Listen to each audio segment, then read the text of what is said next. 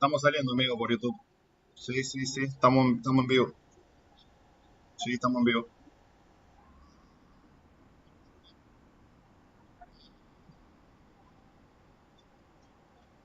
Dale, dale.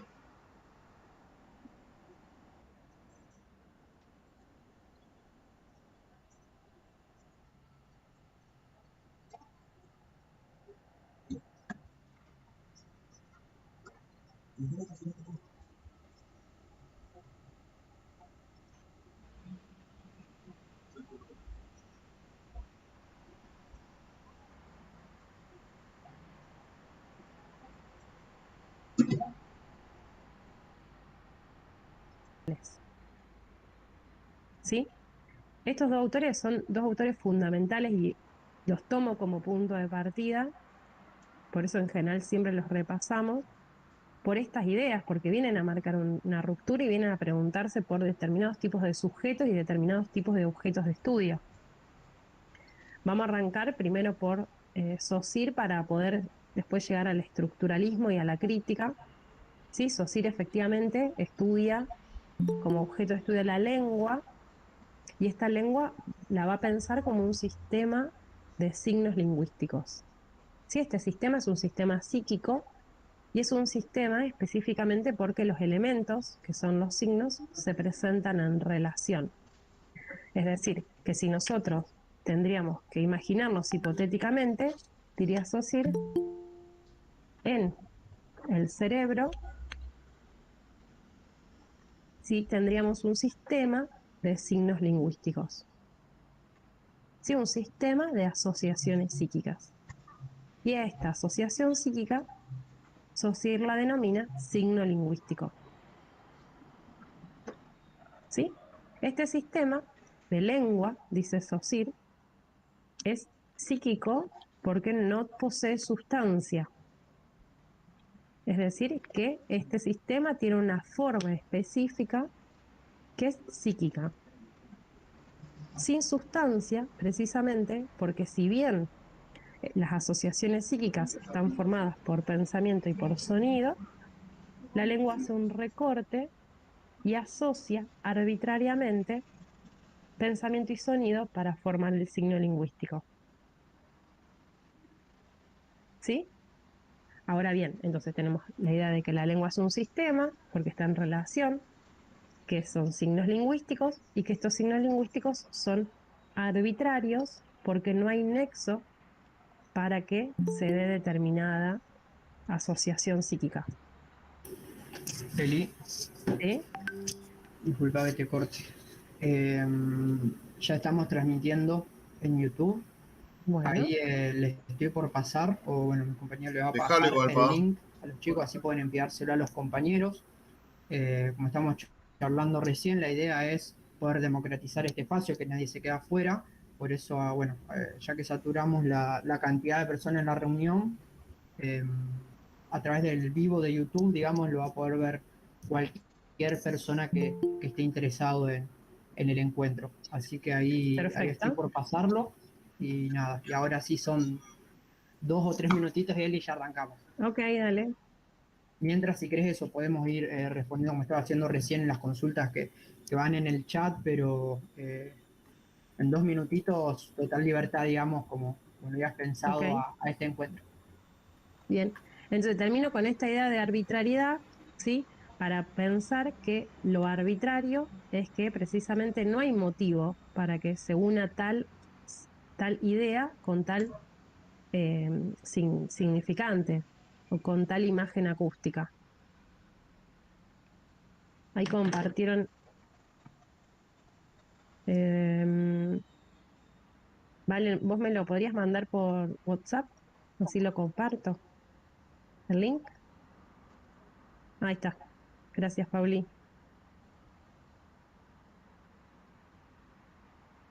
Listo.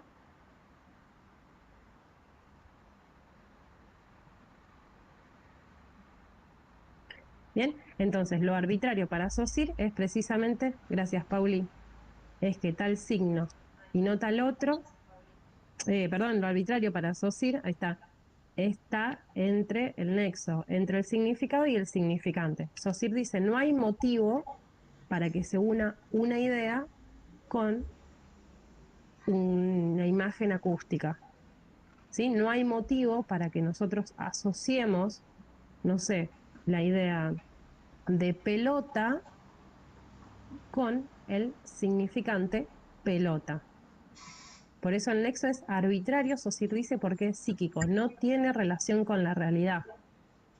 Ahora, este nexo, esta asociación psíquica que nosotros hacemos de pelota, ¿sí? Es convencional. Saussure dice, se apoya en un hábito colectivo, no hay manera de poder justificarlo, ¿sí? Porque es psíquico. Entonces, lo arbitrario, precisamente, es este nexo entre significado y significante. No hay motivo ni razón lógica para que se unan. Yo voy a usar un ejemplo que después nos va a servir para trabajar el punto de vista sociológico, ¿sí? Que imaginemos un signo que sería percha, ¿sí? Cuando nosotros pensamos la percha, tenemos significante percha. El significante se organiza linealmente, dice Saussure, uno tras otro formando una cadena, ¿sí? Sería la consecución de los fonemas. Percha asociada a la idea de percha. No hay motivo para que lo asociemos. Ahora, esta misma asociación psíquica, como es un valor, a su vez la podemos pensar opuesta a cualquier otro signo lingüístico. Por eso también pensamos que en este recorte que decíamos recién, el nexo es arbitrario y los signos adquieren valor en relación al sistema. ¿Sí? Para Saussure, entonces, la naturaleza del signo lingüístico es psíquica y se justifica con la noción de que la lengua es forma y no sustancia. ¿Bien? Hasta acá, tres conceptos, tres ideas fundamentales. Primero, pensar por qué la lingüística es una ciencia para Saussure, esta noción de lengua y la noción de arbitrariedad. ¿Sí? Entonces, más o menos todos que compartimos en este caso la misma lengua, tenemos la misma asociación psíquica de percha. ¿Hasta acá? ¿Sí? Ahora, ¿qué es lo que le critica Benveniste en el texto de la naturaleza del signo lingüístico? Lo primero que le critica es no haber incorporado la realidad. Para Saussure, la asociación es psíquica porque precisamente dicen no tiene nada impuesto desde afuera, no tiene vínculo con la realidad. O sea que si bien nosotros nos imaginamos la idea de una percha, objeto, no tiene que ver con el objeto propiamente dicho, porque esa asociación es psíquica. Entonces, Benveniste lo que le dice es, vos planteas un signo que es psíquico, ¿sí? Justificás que no tiene realidad, pero los ejemplos los das con la realidad. Entonces, Benveniste le dice, tu razonamiento es contradictorio. ¿Sí?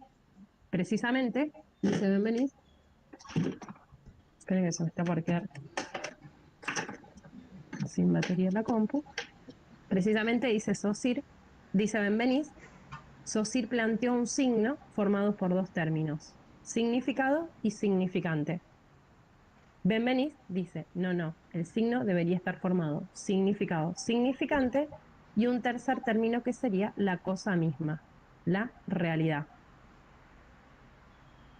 ¿Sí? Saussure no la incluye la realidad y Benveniste sí la piensa.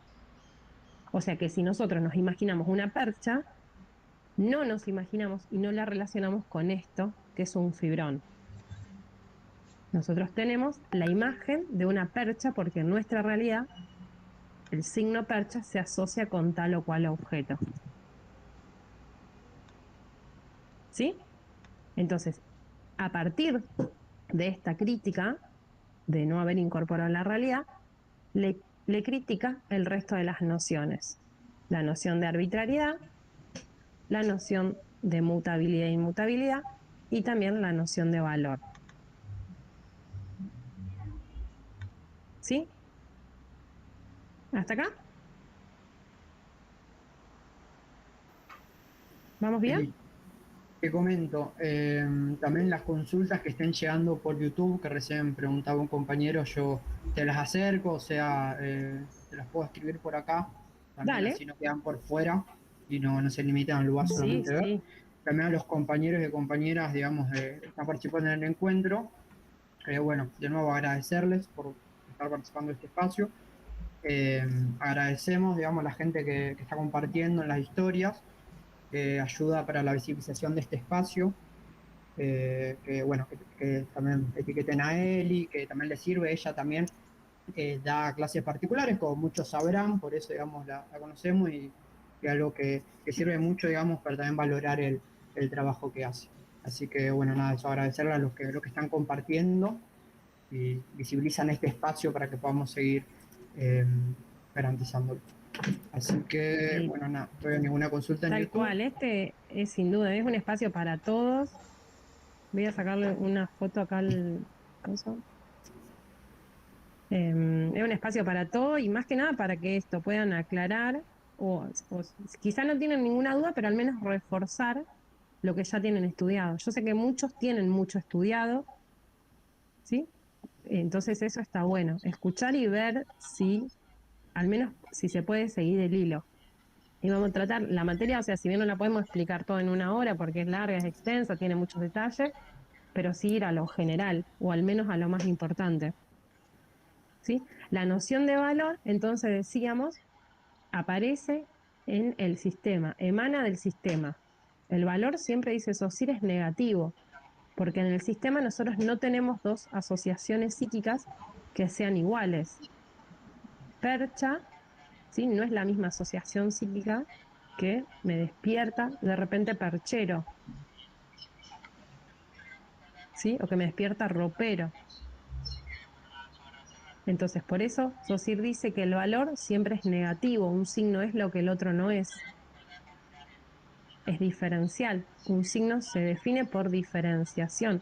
Percha no es perchero, ni es percho, ni es cualquier otra palabra que tengamos dentro de nuestro sistema de lengua. Ahora, este valor no está preestablecido. No es que nosotros nacemos con valores. Este valor nosotros lo recibimos pasivamente, dice Saussure. ¿De quién? De quien nos habla y que precisamente nos deja esas asociaciones psíquicas. ¿Sí? Ahora bien, otro de los puntos fundamentales, y acá voy a saltar a pensar el punto de vista sociológico, dentro del punto de vista sociológico nosotros trabajamos dos autores fundamentales, sí que son Bakhtin y Voloshinov. Estos autores, que son rusos, son sociólogos, dejan de pensar a la lengua como estaba aceptada, como un sistema de signos, y empiezan a pensar a la lengua como un sistema o como un fenómeno social total ligado a las praxis humanas.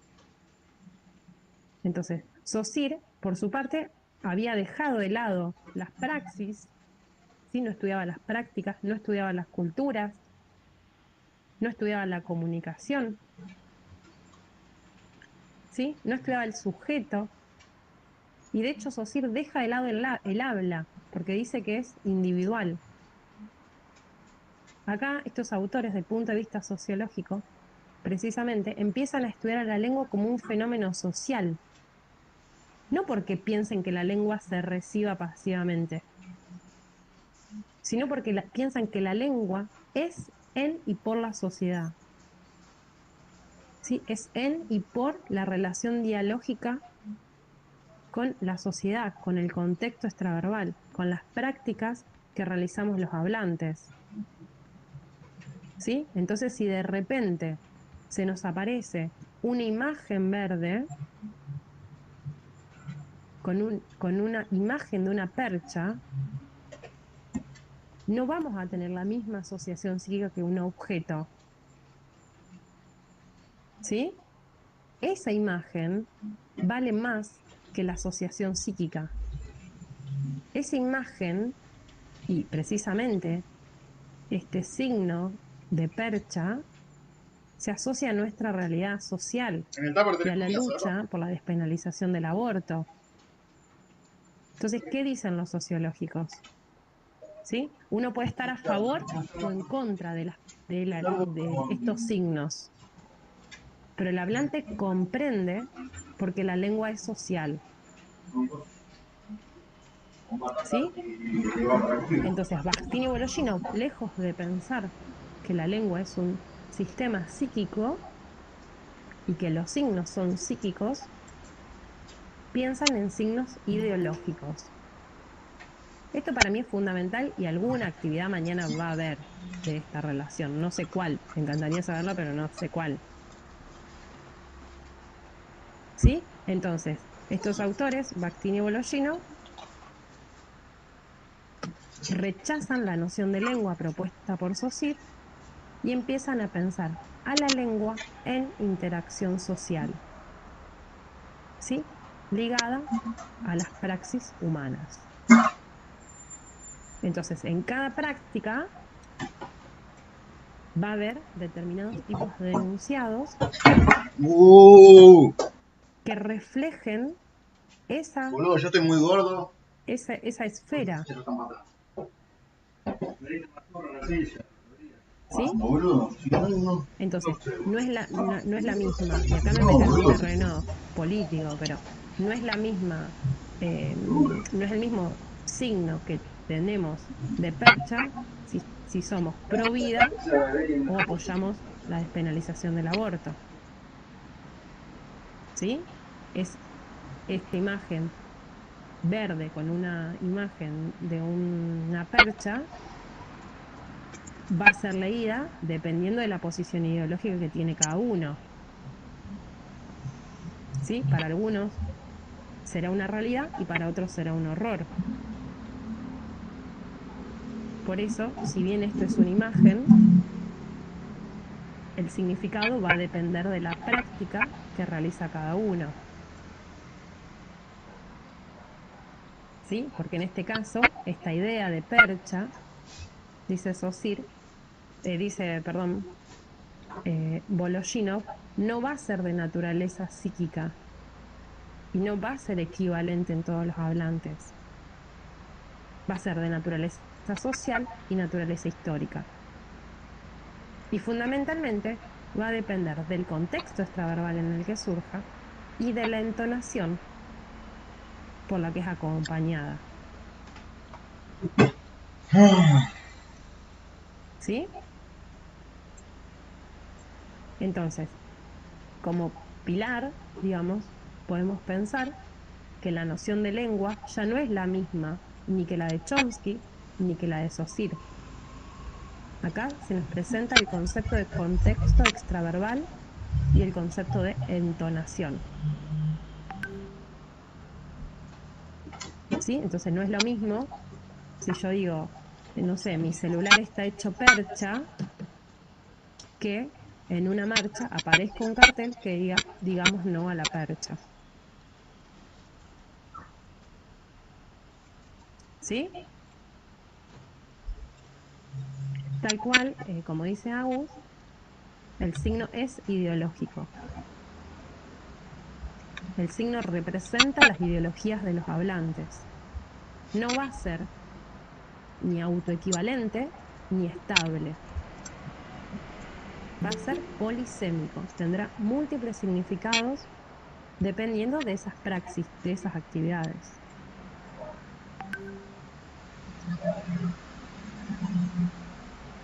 ¿Sí? En función de esto, de este concepto de contexto extraverbal y de la entonación, Vologinov desarrolla el concepto de sobreentendido.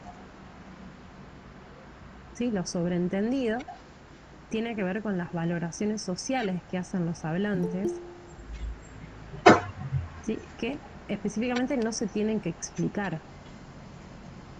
Y no se tienen que explicar porque nosotros leemos o escuchamos más allá de la palabra. ¿Sí? Yo puedo decir, en lugar de decir mi celular está hecho percha, digo, mi celular está divino. Que quiero decir todo lo contrario a que está divino, porque después verán, realmente está hecho mierda. Entonces, ¿qué es lo sobreentendido? Lo que no se tiene que explicar porque hay valoraciones que son compartidas. Y estas valoraciones siempre son sociales y van a depender de la entonación con la que es acompañada ese enunciado. ¿Sí? Entonces acá tenemos otro concepto clave, que es el concepto de lo sobreentendido. ¿Sí? Y otro punto que también me parece importante es pensar que si este enunciado es aislado del contexto, va a ser carente de sentido. O sea, no lo podríamos analizar. ¿Sí? Si pensamos un cartel, si este cartel de la percha o cualquier cartel en cualquier manifestación, ¿sí? El cartel tiene vida, dice Bologino, o el enunciado, él dice el enunciado. El enunciado tiene vida porque está ligado a ese contexto extraverbal. O sea, que aislado de ese contexto va a ser carente de sentido. O sea, jamás llegaríamos a pensar o a comprender un enunciado por sí solo. ¿Sí? Porque lo tenemos que analizar cómo surge, en dónde surge, con la entonación que surge. Y acá podemos pensar que en la cotidianidad hay cosas que nosotros no tenemos que explicar. Un meme no tenemos que explicarlo, porque hay algo que se sobreentiende. Ahora bien, ¿quién lo va a sobreentender? Y los que más o menos realizamos las mismas prácticas. Si suben un meme de Freud, no sé, o de algún profe de la facu, haciendo un chiste, ¿sí? ¿Quién lo va a entender? Nosotros que pertenecemos a esta práctica. Y hasta ahí a veces. Pero quizá alguien que no sabe de qué habla Freud o alguien que no conoce de qué tema se está hablando, no lo va a sobreentender. ¿Sí? Por eso acá podemos pensar como ejemplos, sí, los memes, los chistes, sí, las ironías, también aparecen detrás de este sobreentendido. ¿Sí? Entonces, estos autores, Bakhtin y Bologinos, nos permiten pensar que realmente nuestro lenguaje no es real. Nuestro lenguaje nos sirve para manifestar cierta posición ante algo. ¿Sí? Y esto se ve. Prendemos 2 minutos la tele y vemos estas posturas ideológicas, ¿sí? Estas representaciones que tenemos los hablantes y en función de eso juzgamos a la realidad. ¿Sí? Entonces, acá tenemos la crítica que le hacen a la noción de lengua, Bologino, Bologino critica a Saussure la noción de lengua, la diferencia que tenemos del signo lingüístico al signo ideológico, que precisamente Saussure deja de lado el habla y, y Bologino y Bakhtin es lo que dicen que le da vida a la lengua, y precisamente que Saussure plantea un método que es un método sincrónico, estudiar la lengua sin tiempo, sin evolución. En cambio, estos autores, desde el punto de vista sociológico, piensan que la lengua está en constante transformación, ¿sí? Porque evidentemente no es la misma representación ideológica que nos surge ahora, 2020, 2021, la idea de una percha, a algo, no sé, si lo pensamos 20 años atrás, ¿sí? Entonces la lengua está en relación al contexto social, histórico, cultural. Hace 2 o 3, 4 años trabajamos con el ejemplo Cristina Yegua o Macri Gato, ¿sí? Y estaba en auge eso, digamos. ¿Por qué? Porque se asociaba a la tensión política que había en ese momento y depende de la postura ideológica de cada una, ahí, bueno, va a ser un halago o una crítica, ¿sí? ¿Hasta acá cómo estamos? ¿Estamos bien? Che, ninguna camarita, por favor. Estamos de 10. ¿Estamos bien, Nico? Clima tímido, me parece. Sí, sí, estamos todos bien. Recién consulta, Guada, por tu pregunta si se va a hablar más o menos de todos los autores. Bueno, pues creo que un poco lo que explicaste antes, que bueno, que no da el tiempo para hacer un repaso de Sí. todo, pero bueno, te doy el espacio para que lo aclares. Ay, qué genial, Lucy. Bueno, no, Lucy, prendeme la cámara. Bueno, no importa. Yo estoy acostumbrada a que me abandonen. Ahí está, hola, Lucy. Bueno, entonces, Yo te no, banco, Nico, yo te deja. banco. Ajá. Mira, Es más lindo hablarle y ver a la cara a alguien. Ve un gesto, una cara, algo. Ya está. más Quienes me humano, conocen, dentro de lo limitado. se extraña ver las caras, real. Qué sé yo.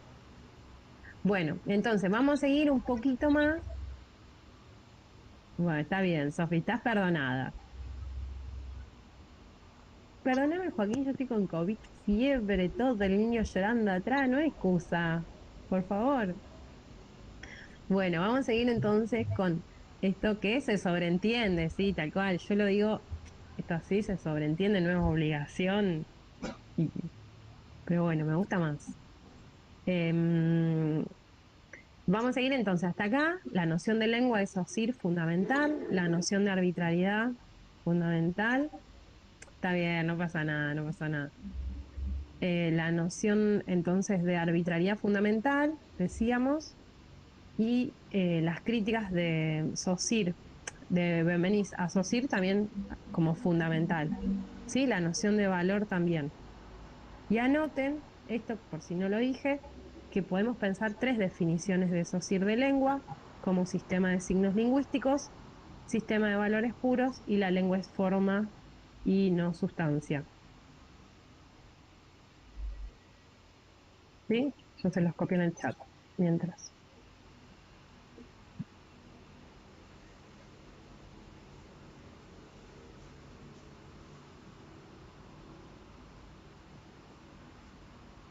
Son las tres ideas que efectivamente le critican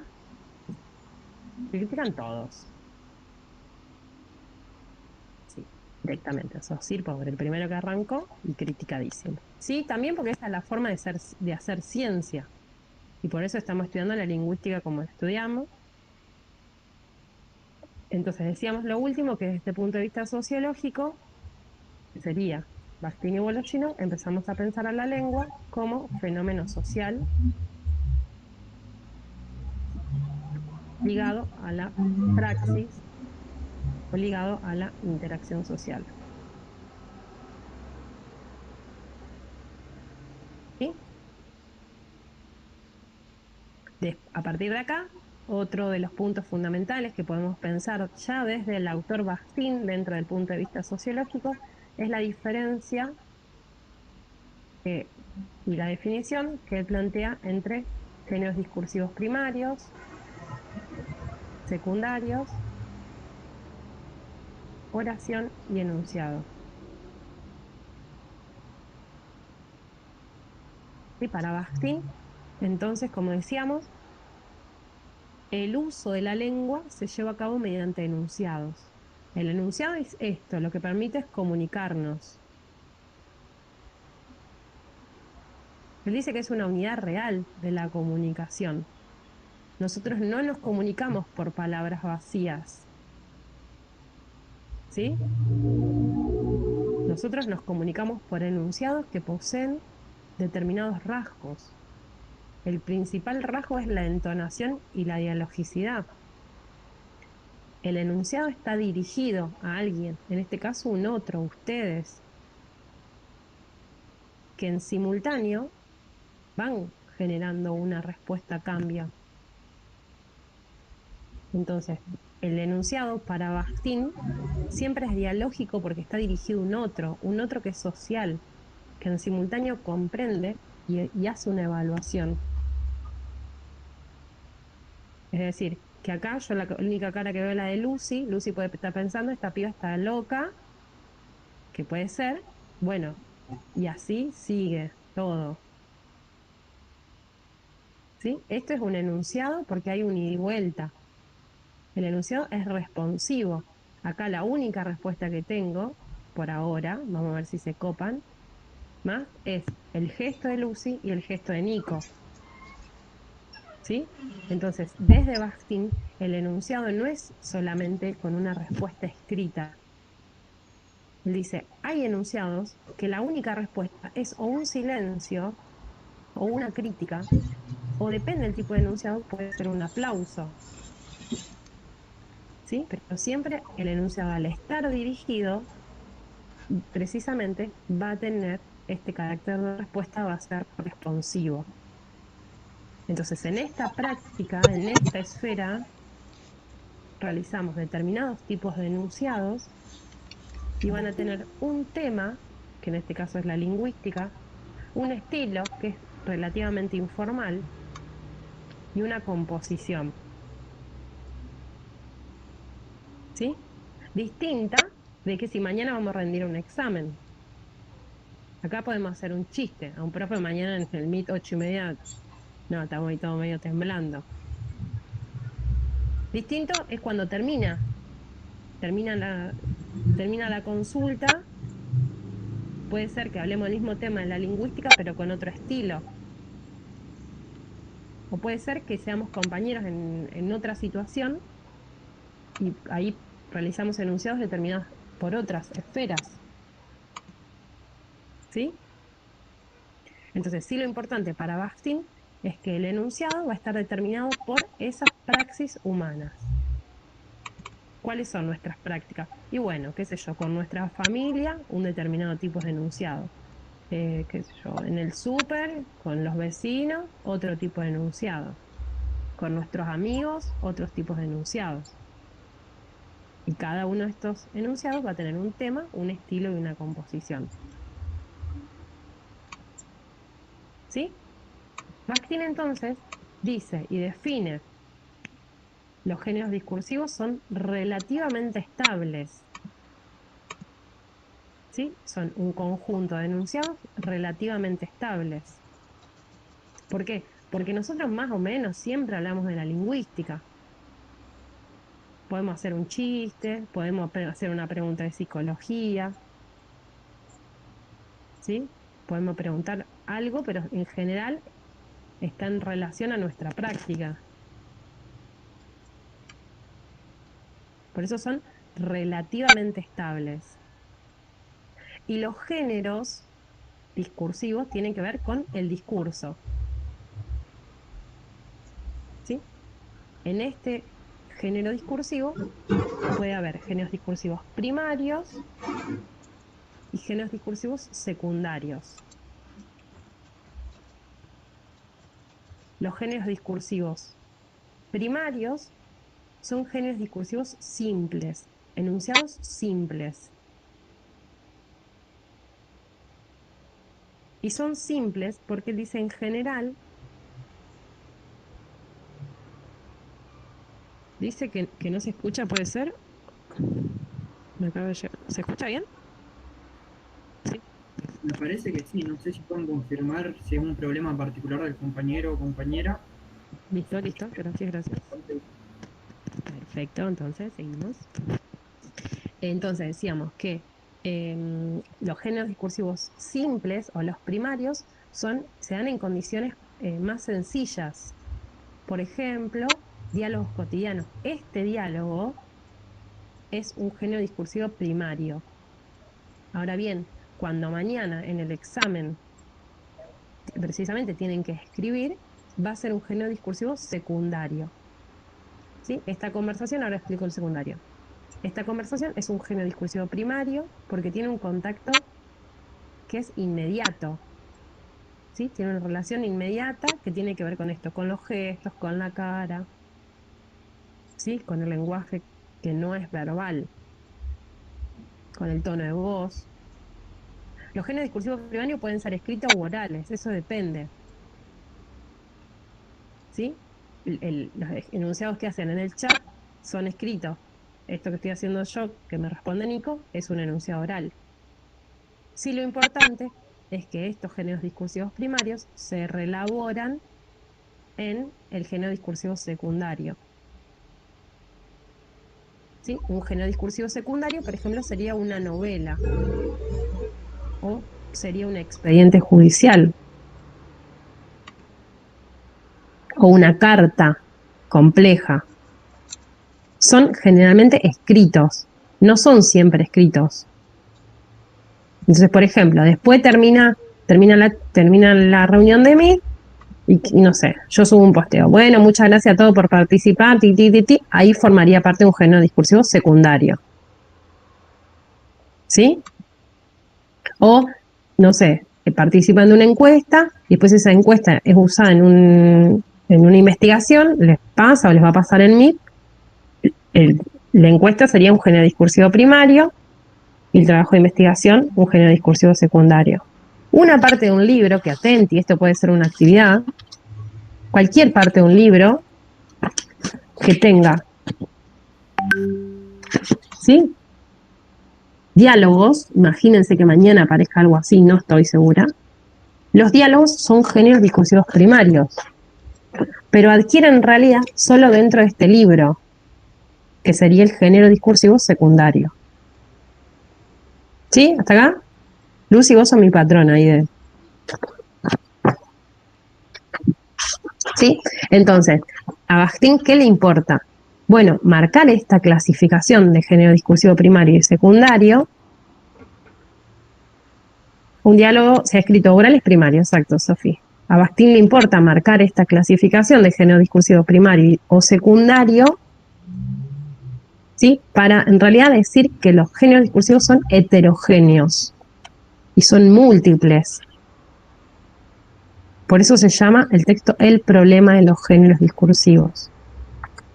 Porque va a haber tantos géneros como tantas prácticas que tengamos los hablantes. ¿Sí? Acá no nos referimos directamente a géneros literarios.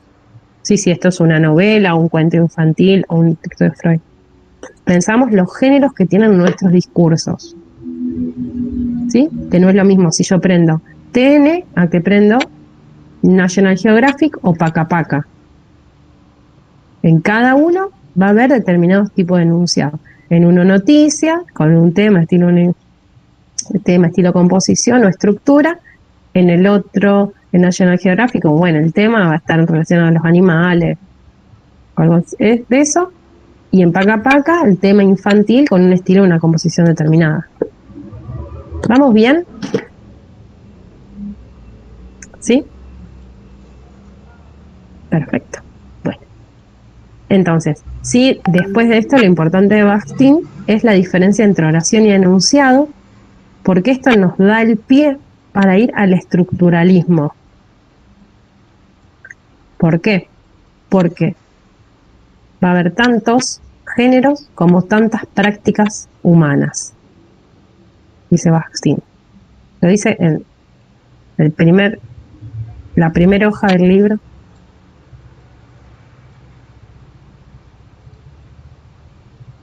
¿Sí?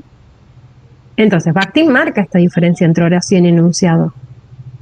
Las palabras no van a ser su objeto de estudio porque nosotros nos comunicamos mediante enunciados. La oración no va a ser su objeto de estudio porque la oración es neutra, es la suma de palabras. Lo que le va a dar vida a esa oración es precisamente la entonación.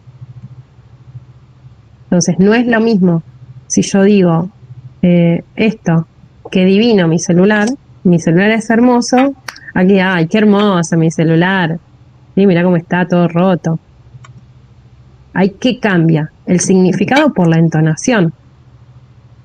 O no es lo mismo si yo voy caminando por la calle y alguien me grita algo, ¿sí? Tipo, vení para acá y cualquier cosa, a que si de repente me lo dice, no sé, mi vecino, hey Eli, vení para acá, mira qué sé yo, que pasó esto, se rompió la maceta, qué sé yo. ¿Sí? Entonces, el enunciado siempre va a tener entonación expresiva y va a estar dirigido, por eso es dialógico, va a estar dirigido a un otro, va a tener autor. Entonces, por ejemplo, les pregunto, ¿cómo están para mañana el examen? Ay, bien, ¿sí? Y detrás una voz quebrajada que no sé si están bien, mal. Entonces, ¿yo qué les pregunto? Siempre, ¿estás bien o estás bien? ¿Sí?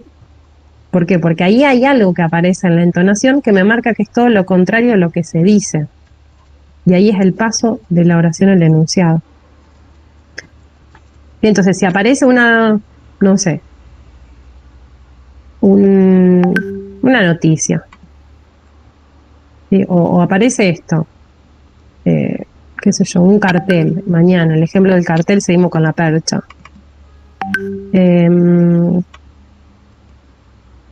Aparece un titular celeste y, o bueno, no, celeste no, un titular verde, bueno, con la imagen de la percha. Y dicen, se acabó la percha. ¿Sí? Eso es un enunciado. ¿Sí? Tiene dialogicidad, está dirigido a alguien, tiene carácter de respuesta y tiene autor. Y fundamentalmente expresa algo que piensa el hablante. ¿Sí? En cambio, en el caso de la oración es neutra. No tiene sentido porque es una oración gramatical.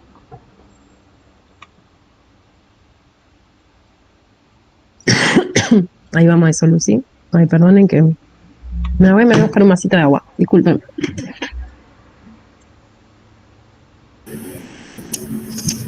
Bueno, mientras esperamos a Eli a que vuelva, quiero que me confirmen si escucha todo bien, chicos. La gente está acá en el mic. Lamentablemente en YouTube llega un poco más tarde, aunque también lo estamos leyendo desde ahí. A quienes preguntan si el video queda guardado por YouTube, también esa era un poco la intención de transmitirlo, no solamente para democratizar, digamos, el espacio, que no solamente se limite a las 100 personas que tuvieron la posibilidad de entrar rápido, digamos, sino que también las otras personas que ahora están viendo en YouTube puedan sumarse, pueden después volver a verlo por ahí. Bueno, ahí volvió Eli, así que Ay, perdonen que me... el espacio. Está bien. Bueno, hasta acá van bien. ¿Cómo están? ¿Cansados? ¿Se escucha bien? Bien, eso es bueno. ¿Sí? Capaz ya están cansados de tanto estudiar, pero bueno, espero que les sirva. Espero que solo quiero dormir. Ay, qué maldad, por favor. Yo te estoy hablando con todo el amor, Juani. Y decís eso. Bueno, lo sobreentiendo como por el jaja. Bueno, entonces decíamos que es fundamental esta diferencia entre oración y enunciado, ¿sí? Porque el enunciado precisamente es lo que nos sirve como para comunicarnos. Esto, ¿no? Que dice Juan, y solo quiero dormir. Si lo tomo aisladamente, lo entiendo como una oración, solo quiero dormir. Él puse, solo quiero dormir, jaja. Bueno, acá la entonación estaba por ese jaja, y lo entendemos en esta situación. ¿Sí? ¿Por qué solo quiere dormir? Porque me imagino, Juani, que ya está agotado de la lingüística y quiere rendir. Sí, ahora, si fuera en otra situación, podrá tener otro significado. Entonces, sí es fundamental, entonces pensar estas características del enunciado, que es una unidad real de la comunicación, a diferencia de la oración, que es una unidad de lengua. Es una unidad gramatical, que decía, tiene límites que son gramaticales. Solo quiero dormir. Punto. Es una oración. El enunciado sería, solo quiero dormir, jaja, con la entonación determinada. Que si bien acá no sé directamente, pero se puede sobreentender porque el enunciado es dialógico. Y mientras en la oración los límites son gramaticales, comienza con una mayúscula en este caso y termina con un punto, dice Bakhtin, en el enunciado hay una conclusividad por el cambio de sujeto discursivo. ¿Sí? Habla Juani, habla Lauri, habla Muriel, habla Sofi. Entonces, un enunciado, dice Bakhtin, es un eslabón en la cadena de enunciados. El enunciado es social. Si no compartiríamos la práctica, diríamos, ¿por qué este chico quiere dormir ahora?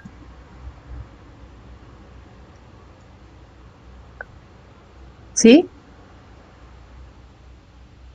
Entonces, para cerrar, las ideas de la oración sería que se define como una unidad de lengua, tiene límites gramaticales, es neutra, ¿sí? Los límites son, se relacionan con las ideas anteriores y posteriores,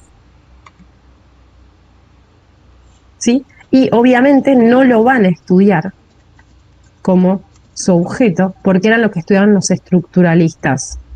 Y voy a seguir con este ejemplo de Juani, ¿sí?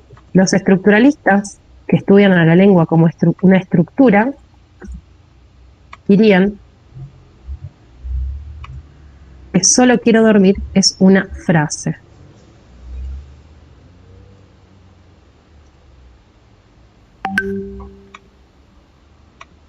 ¿Sí? Que sería una unidad compleja.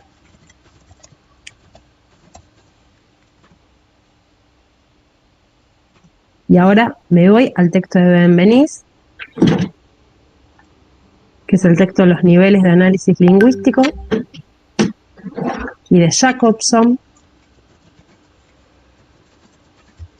para pensar que efectivamente estos dos autores estructuralistas trabajan a la lengua como una estructura, pensando de que la lengua es una entidad autónoma de dependencias internas. Muy bien, Lauri. Lucy, la sabías esa, ¿no? ¿Te acordabas? Bien, vamos. Eso te lo van a preguntar mañana. ¿Sí? Entonces, ¿qué hacen los estructuralistas? Retoman las ideas de Saussure. Nosotros hicimos la vuelta al revés. Nosotros primero explicamos Saussure, después explicamos lo sociológico y ahora volvemos al estructuralista como para poder contraponerlos. ¿Sí? Dijimos, los sociológicos critican a los estructuralistas.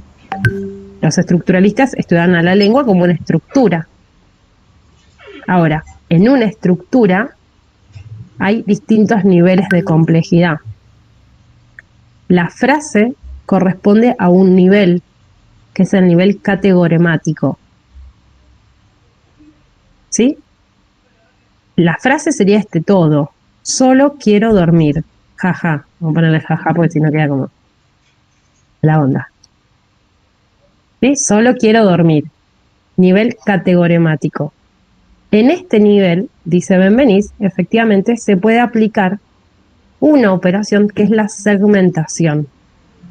Yo segmento la frase para encontrar otro nivel inferior, que es el nivel de la palabra. La segmentación implica poder descomponer la frase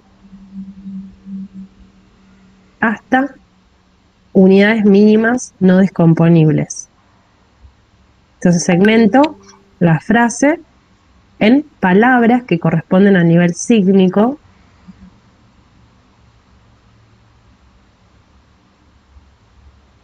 Un cuadrito, a ver, sí.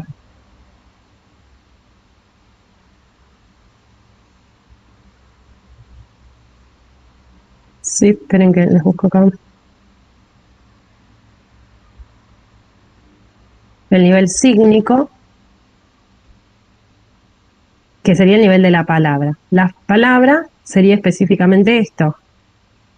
Solo quiero, avísenme si ahí se ve, que les muestre el cuadrito este, que capaz que ya lo tienen, pero... ¿Se ve? Sí, se ve bien, Eli. ¿Sí? Lucy, vos sos mi guía. A ver, se me ven acá, listo. Entonces, tenemos el nivel de la frase, segmentamos la frase, la segmentamos en palabras. Solo quiero dormir. Ahora, si yo lo pienso desde la palabra a la frase, tengo que relacionar las palabras sintagmáticamente, una al lado de la otra, para que haya una frase. A su vez, si vuelvo a segmentar la palabra, me encuentro con los fonemas, que son las letras. ¿Sí? S, O, L, O, solo. Quiero dormir. Tiene una determinada relación sintagmática.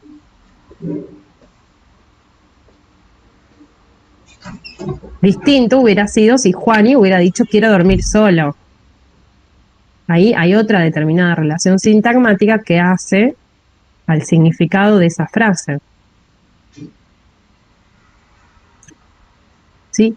Y por último, decíamos están estos los fonemas.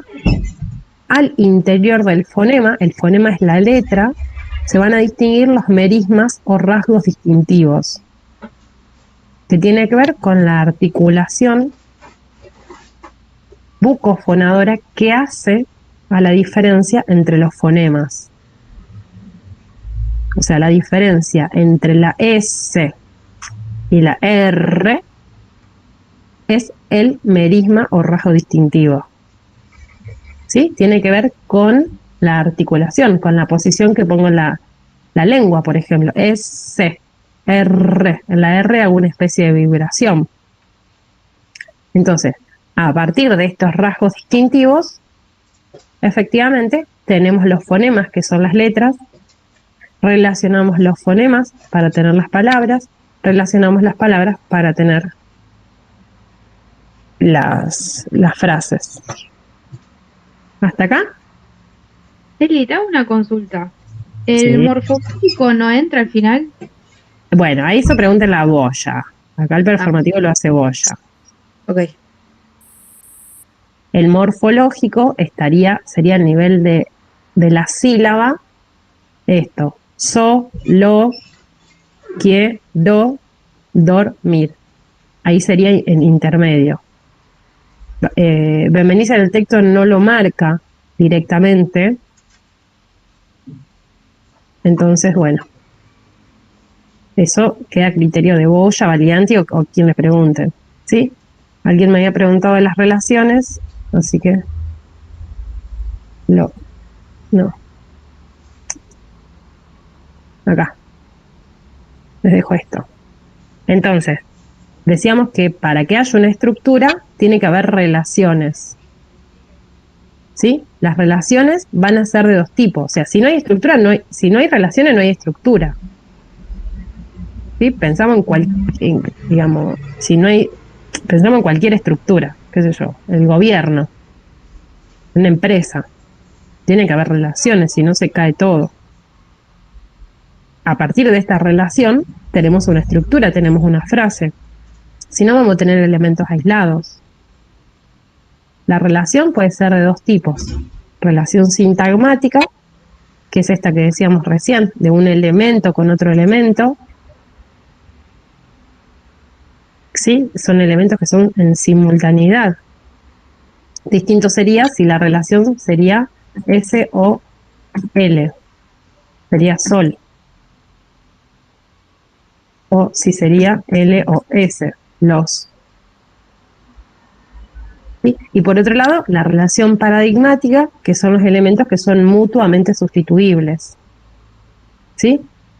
Puede ser solo quiero dormir, o puedo reemplazar dormir por descansar, o dormir por tirarme, qué sé yo. En lugar de quiero, solo deseo. ¿Sí?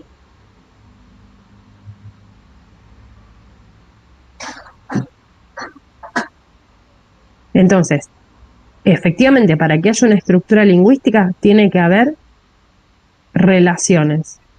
Si no hay relaciones entre los niveles, no va a haber estructura. Por eso Jacobson, cuando retoma las ideas del estructuralismo y retoma a Saussure, trabaja con la afasia, ¿sí? Que es un ejemplo que él usa para explicar el doble carácter del lenguaje. ¿Sí? La afasia es un trastorno neuromotor que se puede dar, digamos, por distintas situaciones. No sé, puede ser por un accidente o por, no sé, como secuela de un consumo problemático, o como un montón de situaciones. En la afasia lo que hay es una falla en estas dos operaciones. ¿Sí? En la afasia hay una falla y el hablante no puede combinar correctamente o no puede seleccionar correctamente los elementos. O sea, no puede realizar correctamente relaciones sintagmáticas o no puede realizar relaciones asociativas o paradigmáticas. ¿Sí? Entonces Jacobson usa este ejemplo para explicar los dos polos, un polo metafórico y un polo metonímico. Sí, en nuestro caso, en una patología, ya me atribuyeron la patología. No, en nuestro caso, en condiciones normal, dice Jacobson, la comunicación es eficaz porque se realizan las dos operaciones, combinación y selección, en función de un código.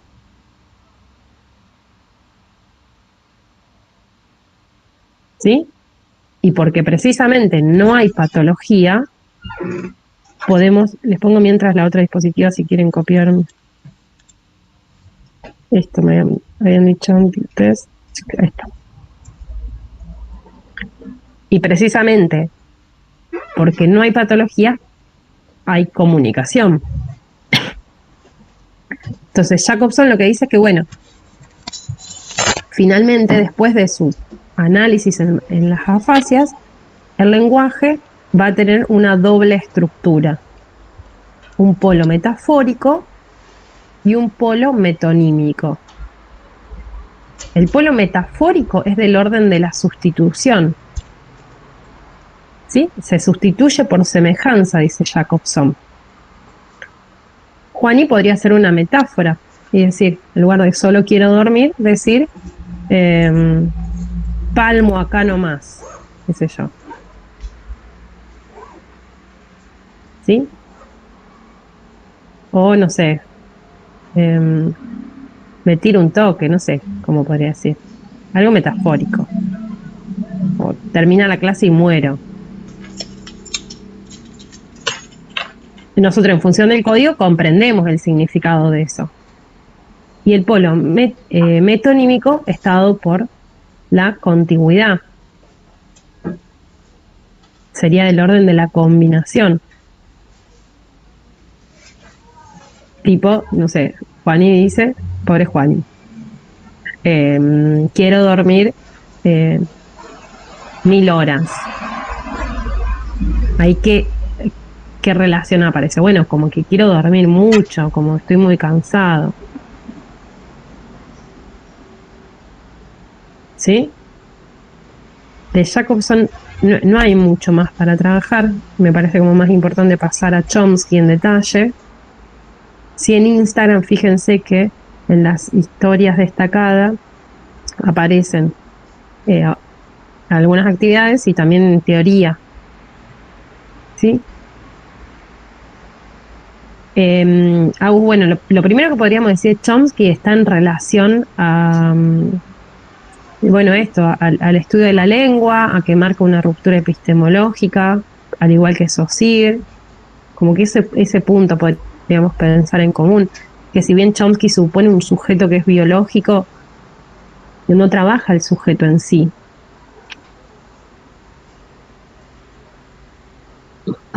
¿Sí? O sea, Chomsky trabaja con la idea de un sujeto que es idealizado, un oyente hablante ideal, y una comunidad homogénea. ¿Sí? Nosotros de Chomsky tenemos 3 proyectos importantes para trabajar. ¿Sí? Es fundamental pensar que Chomsky critica también a Saussure, y para esto hay una conferencia de Bassano, que es profesora de nuestra cátedra, que es muy buena, que lo explica al principio. ¿Sí? Precisamente Chomsky marca, decíamos, una ruptura epistemológica, porque es el primer autor que al menos nosotros estudiamos que empieza a preguntarse por la lingüística desde un punto de vista biológico. ¿Sí? Empieza a pensar a la lingüística con los parámetros de las ciencias naturales. Entonces, en este sentido, es como que también se produce un descentramiento del sujeto. ¿Sí? Ya no va a ser un sujeto que recibe pasivamente o un sujeto que tiene lengua, sino que Chomsky se va a preguntar cuáles son los mecanismos cerebrales.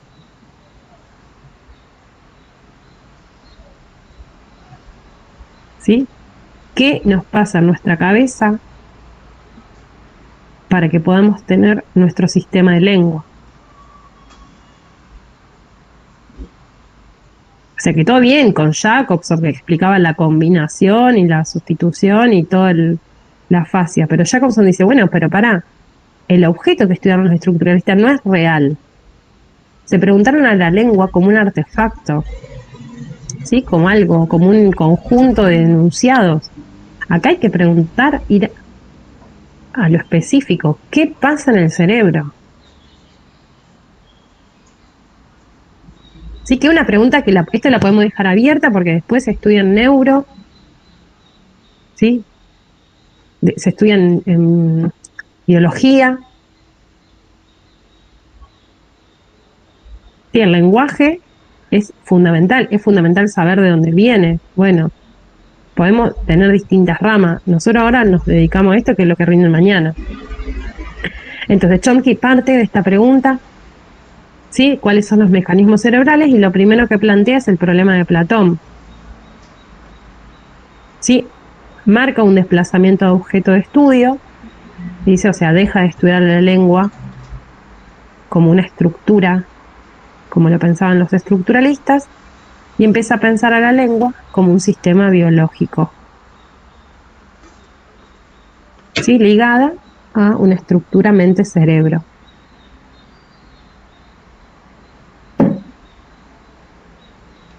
¿Sí? Entonces, precisamente cuando se pregunta por esta naturaleza del lenguaje, plantea el problema de Platón, que es el problema de la pobreza de estímulos.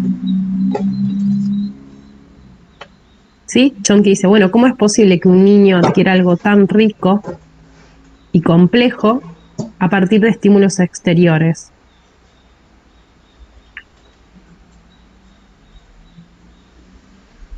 Sí, bueno, ¿cómo es posible? Bueno, plantea la respuesta, que es la gramática universal. Plantea, bueno, dice, la respuesta al problema este es que los sujetos contamos con una gramática universal. Un sistema que es innato, que es común a la especie. O sea que este sistema es previo a nuestra experiencia. Nosotros nacemos con esta capacidad innata. ¿Sí? Así como nacemos con la capacidad de respirar. El bebé nace con la capacidad de succionar. ¿Cómo aprende? ¿Qué sé yo? ¿Cómo hay un bebé a los 15 días y dice ajó? Bueno, ¿sí? Entonces para Chomsky tiene que ver con esta capacidad innata que es la gramática universal. Ahora bien, detengo esto así les muestro otra cosa. Ahora bien, entonces, problema de Platón, ¿cómo es posible que el niño adquiera algo tan rico y complejo como la gramática de su lengua? La respuesta es la gramática universal. Y la gramática universal es esta capacidad innata genéticamente determinada común a la especie. O sea que un perro no tiene una gramática universal. Por más de que lo queramos, no tiene la capacidad para adquirir el sistema de lengua tal como la tenemos nosotros.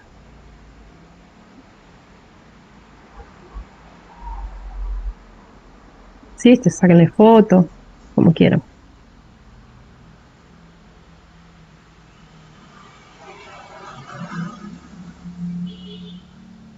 ¿Sí? Entonces, después de plantear el problema de Platón, que ahí también él critica a los conductistas, porque los conductistas decían que se aprendía por sobreaprendizaje, Chomsky va desarrollando a lo largo de los años distintos proyectos de investigación. ¿Sí? Todo con el objetivo de saber de dónde viene el lenguaje. El primer proyecto es lo que se llama la teoría estándar, que es de los 60. ¿Sí? Dentro de esta teoría estándar tendríamos los conceptos de lengua E, lengua I y gramática universal, problema de Platón. En los 80 desarrolla principios y parámetros. En los 90 desarrolla el minimalismo.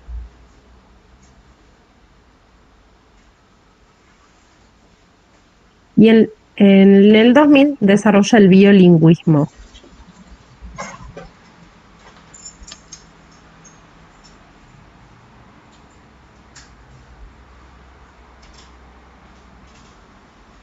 ¿Sí? Lo fundamental acá es que en el minimalismo y en el biolingüismo, él cambia radicalmente su postura, deja de pensar a la gramática universal como una simple capacidad innata, ¿sí? Y empieza a pensar en el minimalismo, en cuál es el diseño que se presenta internamente. ¿Sí? En el minimalismo, lo que empieza a pensar es en sistemas de actuación. ¿Sí? Cómo se diseña internamente el lenguaje, o sea, sí, nuestro sistema, como si fuera una computadora. Tenemos un sistema cognitivo, otro sistema que es la facultad lingüística y dos módulos, que son AP y CI.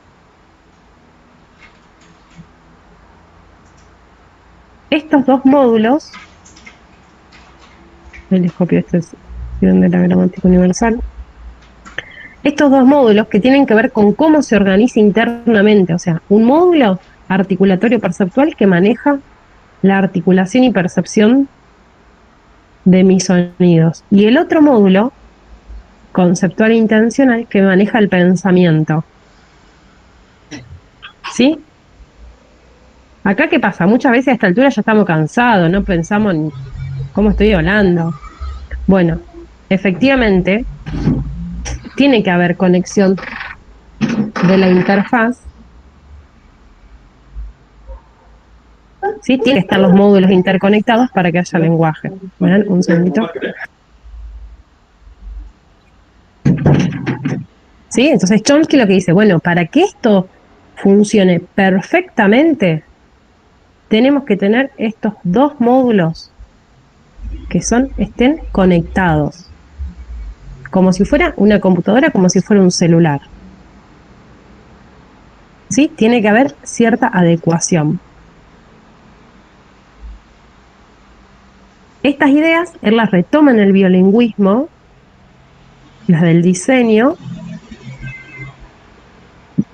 mediante el nombre de lo que se llama el tercer factor. ¿Sí? El tercer factor son los principios no específicos del lenguaje. O sea que él se da cuenta que en realidad este sistema no es específico del lenguaje, pero que hace al lenguaje. Entonces, dentro del tercer factor, que en el minimalismo, que lo empieza a llamar lo estructural, y un principio que es de análisis de datos.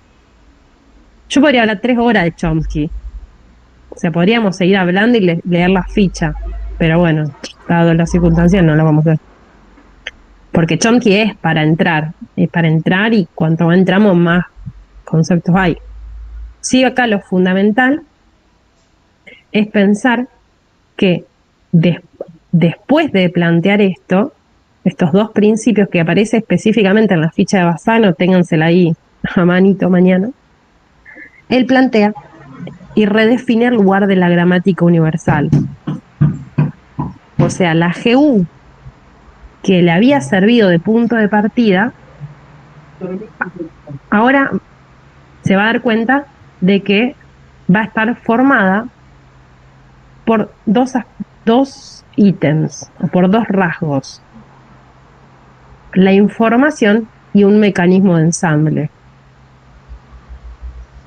O sea que Chomsky primero partió de la gramática universal y ahora lo que hace es como explicar qué hay en el interior de esa gramática universal.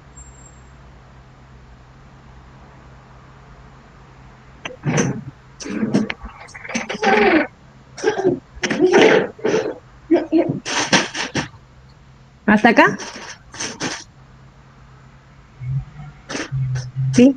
Yo voy a contar con 5 minutos más o hasta que mi niño se altere, porque, bueno, tengo un bebecito, que algunos ya lo conocen, y lo escucharán que están por acá. ¿Sí? Los últimos, o sea, los últimos componentes de la GU sería la operación de ensamble y los ítems léxicos. O sea que lo que se da cuenta es que tenemos información y a su vez una operación que nos permite ensamblar esos elementos para formar estructuras más complejas, que es el concepto de infinitud discreta. Que esto para mí está, pero súper clara, en una clase 11, 12, dice infinitud discreta 2 puntos. ¿Sí? Hasta acá, alguno préndame la camarita, mira que algunos los conozco, ya sé las caras que tienen. ¿Cómo están? ¿Dudas, preguntas? Hola, Aldi. Hola, Valen. Hola. ¿Alguna duda, pregunta? Prendan los micrófonos.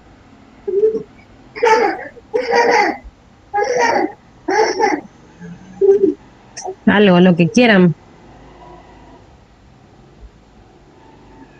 Ah, voy por el performativo, así.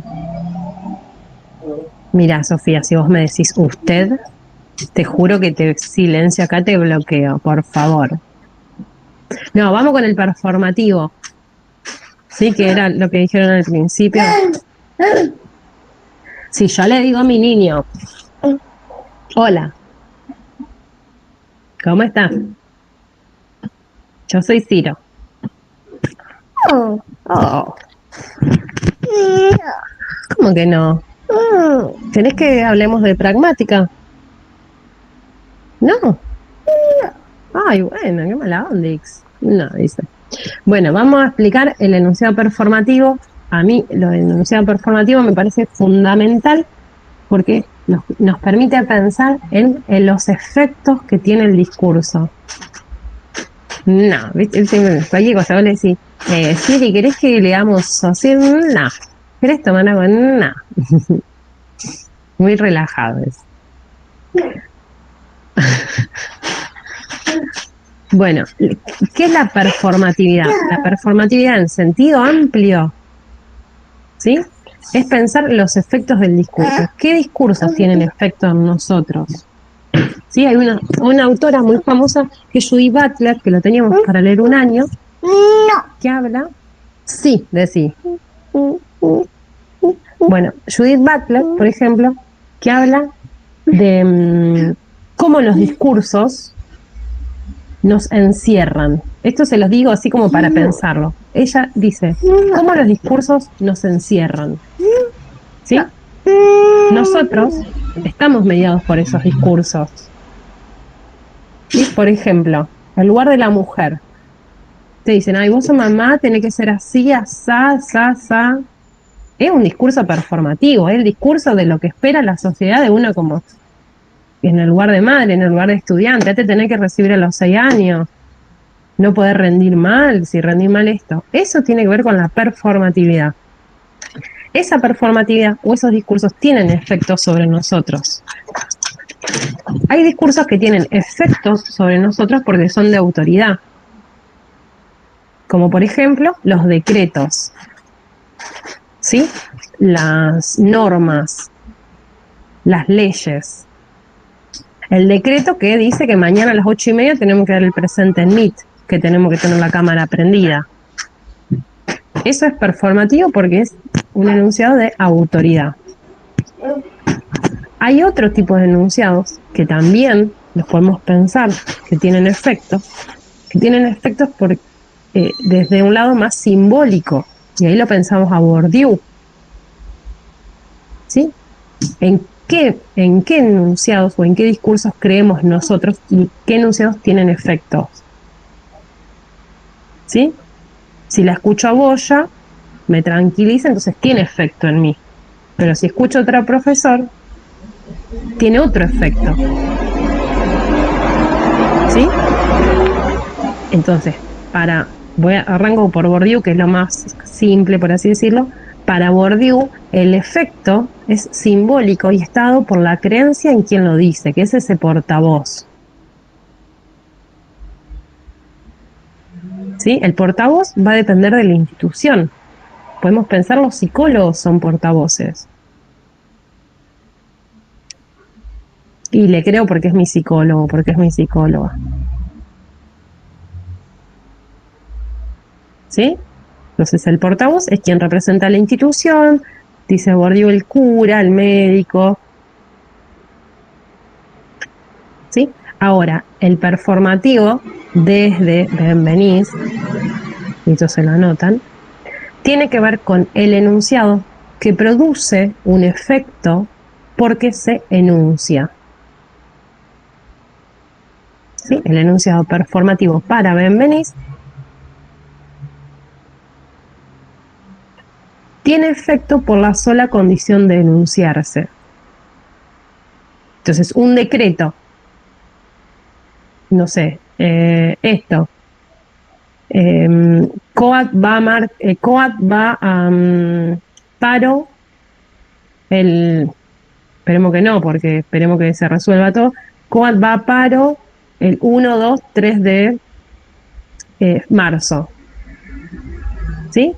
Es un enunciado performativo siempre y cuando esté dicho por una autoridad, que es COAD, y esté publicado en un boletín oficial. ¿Sí? Entonces, ese enunciado performativo, para que sea performativo, tiene que generar un dictum, un cambio, una sentencia. Si no produce el cambio, por más de que esté dicho por una autoridad, no va a ser performativo, no va a tener efecto. Yo le puedo decir con todo el amor del mundo, la mesa arranca mañana a las 10, pero no tengo autoridad para que sea performativo. ¿Sí? Entonces acá la performatividad tiene que ver con una autoridad que tiene que estar dicho en condiciones apropiadas y tiene que aparecer, él dice, en primera persona, que sería la persona de autoridad, o en segunda, tercera persona, alguien en boca de la autoridad. ¿Sí? Boya, como titular de la cátedra, presenta el instructivo, o Boya en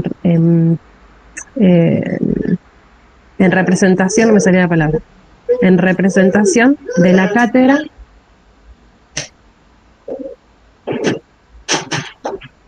¿sí? Hace un performativo.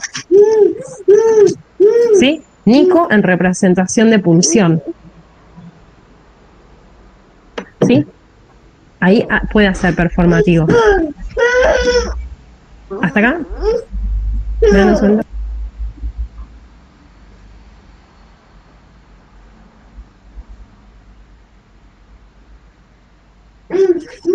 ¿Sí? Entonces, el enunciado performativo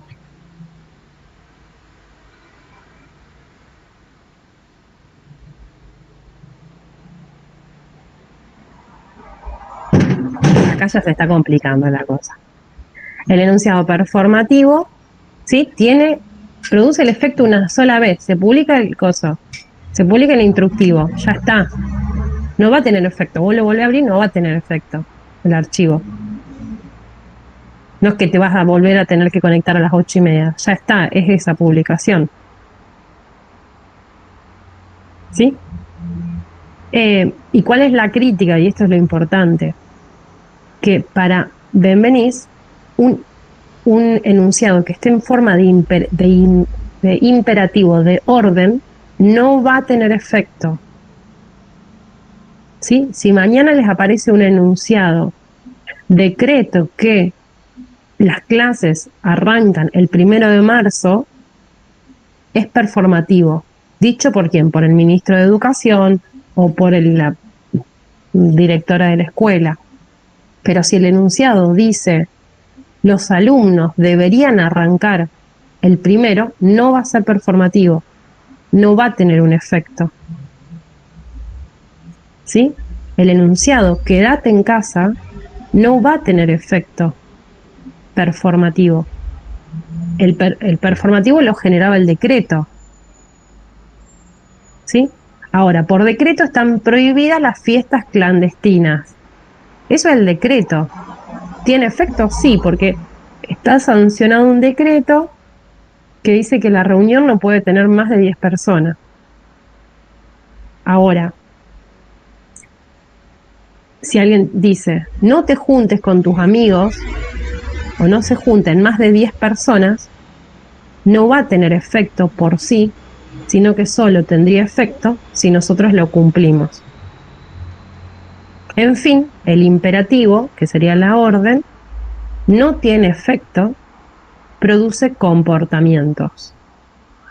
Entonces acá, Benveniste le dice a Austin, te dejaste llevar por el resultado. Y acá el resultado no importa, porque nosotros tenemos decretos que tienen efecto por más que a mí no me guste o no me guste. ¿Sí? Entonces, en ese sentido, vení para acá sería imperativo, tal cual, pero no sería performativo, no va a tener efecto. ¿Sí? Porque yo les puedo decir, mañana preséntense, es a modo de una orden, pero tendría efecto si ustedes se presentan. Y acá no importa el comportamiento, dice Benveniste. ¿Hasta acá? Sí, vamos bien. Me prenden una camarita para ver sus caruchis. No. Ahí ya la conozco. ¿Vamos bien? Bueno, Mary. Hola, Lucy. Bien, nos va a quedar repasar enunciación, ¿sí? Los puedo invitar a que chusmeen la página en Instagram, que hay un montón de preguntas, exámenes anteriores. Quiero ver tu cara, Lucía. Eli, ¿querés pasar el link del Instagram al chat? Yo calculo que la mayoría ya te debe seguir, pero bueno, por las dudas. No sé cómo hacer para entrar desde la compu. Ahí. Bueno, es más fácil si en Instagram es elim.lingüística. Así. Pero, ¿sí? Después ahí va, o sea, yo voy a abrir. Gracias. Bueno, Agus, después los extraño después de todo esto, que rinden bien y hagamos un encuentro, algo, una clandes no, chicos. Después está todo. ¿Cómo están hasta acá? ¿Sí? Hola, Mari. Sí. Antes de Bien, terminar, ¿qué tal? ¿Cómo va? muy bien. Bien la diferencia entre estructura y sistema. Sí, A mí me lo tomaron y me dijeron que estaba diciendo lo mismo. ok. ¿Qué pusiste vos? Y yo le dije que un sistema está compuesto por elementos que se relacionan entre sí y si se afecta un elemento, repercute en el sistema. Y que la Sí. estructura era el estudio de las relaciones que entablan esos elementos en el sistema. Y me dijo que estaba diciendo lo mismo. ¿Quién te corrigió? Bueno, acá inventó.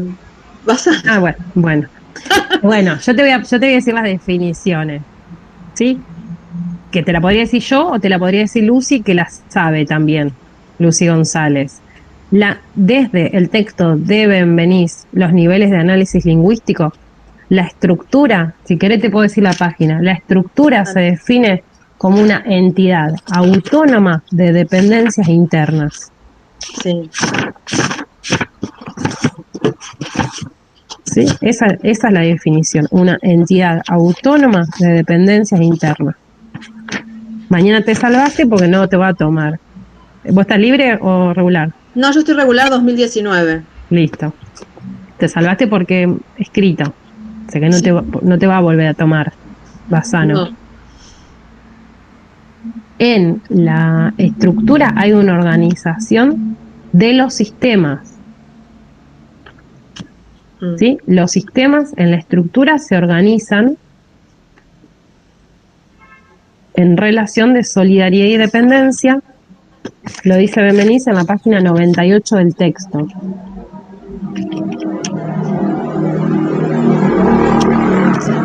¿Sí? No, en la página... Estaba mal lo que yo le dije. Y estaba medio... ¿Sí? Si capaz que si se lo decís a otro profesor está bien, pero...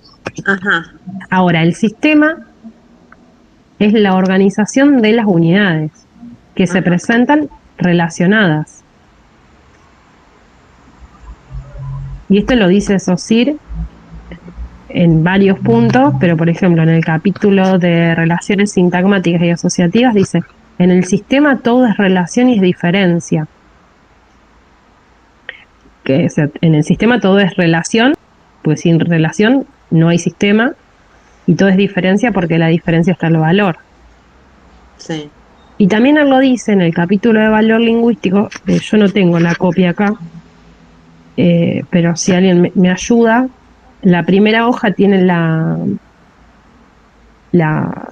imagen de las olas, la segunda hoja no, la tercera hoja abajo dice la lengua es un sistema en el que todas las partes pueden y deben considerarse en su solidaridad.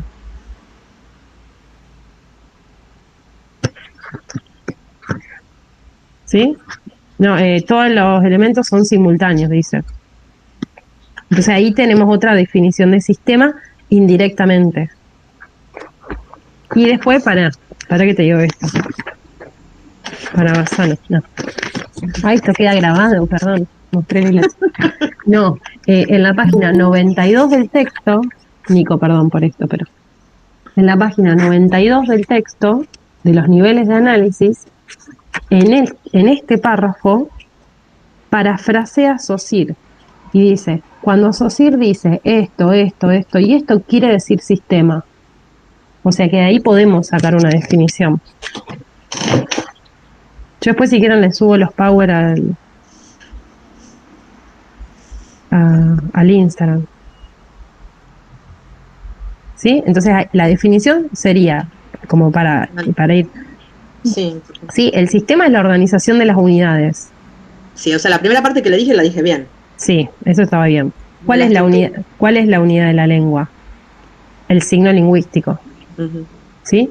En la estructura se cambia el foco y se empieza a estudiar la estructura, no la unidad. Para Saussure, la entidad es el signo, entidad psíquica de dos caras. Y para los estructuralistas, la entidad es la estructura, la lengua. Es como que Saussure estudiaba el signo y los estructuralistas estudiaban la estructura. Sí. Es como si estudiáramos el individuo o la sociedad. Sí. por ejemplo, los niveles de organización. Cuando Sí. vos vas cambiando de nivel, vas cambiando de sistema, ¿o no? Los niveles no pueden ser separados de la estructura. Ajá. Nosotros lo único que hacemos es aplicar un análisis, Ujú. pero nuestra estructura lingüística es toda. Es toda, o sea, el sistema Claro. es toda la lengua completa. Es todo, claro. Divide en niveles para su estudio, digamos. Claro, exacto. Ajá.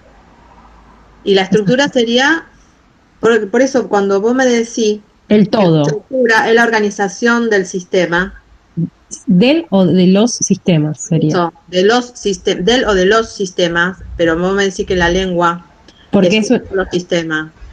¿Por qué los sistemas? y porque los estructuralistas lo estudian así. Por eso te preguntaba yo si cada nivel era un sistema diferente. No. Los niveles forman la estructura, Ajá, que serían las estructuras de las lenguas. sí, ¿Sí? También aparece esto en la ficha de Condito, sí. que se llama estructuralismo lingüística. Ahí también aparece. ¿Sí? Sí, pero igual no me queda, no, como que se me Sí. se me confunde. Sí. Sí, porque yo en una consulta con Boya me había dicho ella, que yo lo tomé, que decía, el sistema son las unidades y en la estructura son las unidades y las relaciones.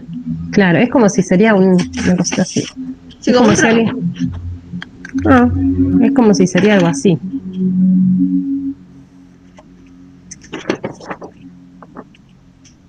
¿Sí? A ver, Sería la unidad forma el sistema, y la estructura sería lo que engloba todo. Los estructuralistas estudian toda la estructura. ajá, Saussure estudiaba la lengua, o sea, el signo, sí, ¿sí? gracias. No, de nada. Bueno, yo, chicos, lo voy a tener que dejar. Cualquier cosa voy a dejar ahí abierto en Instagram por cualquier duda que necesiten, ¿sí? Yo sé que de acá hay muchos compañeros que saben mucho, con lo cual estoy casi segura, o sea, les juro que lo afirmo, que si yo me voy y responden ellos, realmente lo van a poder responder porque se nota hace desde el 8, muchos hace desde el 8 de enero que están estudiando para rendir mañana. ¿Sí? Entonces, al menos de los que yo sé, por lo cual, si yo me voy porque, digamos, me tengo que ocupar de mi casa y responden, van a poder seguir resolviendo todas estas dudas. Sí, así que de mi parte, me queda agradecerles, felicitarles, ya termino, Nico, felicitarlos a todos por el trabajo, independientemente de la nota de mañana. Para mí esto ya es un aprobado, que se puedan organizar, estudiar sin un contacto, que es muy difícil. Es difícil estudiar con contacto, imagínense virtual, ¿sí? Así que por eso, independientemente de la nota, ya podemos dar por aprobado esto, porque creo que aprendimos mucho en esto. ¿Sí? Y enunciación, hay un video en Instagram, que lo pueden ver de ahí, hay otro de Austin también. ¿Sí? Nico, te dejo que hagas el cierre. Estoy. Bueno, obvio agradecerte, Eli, por tu tiempo, por tu conocimiento, por lo claro. Creo que sirve mucho. Bueno, yo tuve la suerte ya de rendirle y aprobarla, pero sé que posicionándome en ese rol de estudiante con las preocupaciones, las ansiedades de rendir mañana, es súper claro el hecho de bajar a tierra los ejemplos, como un compañero tiró esa frase del Sí. dormir y cómo pudiste traerlo y a la par con eso explicar todo, creo que es súper claro, así que... Yo creo que eso va a pasar mañana, va a pasar, o sea, no sé si con el dormir, esperemos poder analizarlo así. ¿Sí? Claro, Yo sí, estoy seguro. segura que lo van a hacer, segura, pero todo. Por eso creo que es muy enriquecedor como ejercicio eso de bajarlo a tierra y cuesta mucho a veces lingüística o se ve como, uy, qué plomazo, Sí. cuando en realidad es algo que nos atraviesa el día a día, va, como la mayoría de las cosas Tal que cual. estudiamos. Pero en lingüística Tal cual. cuesta verlo de esa forma y creo que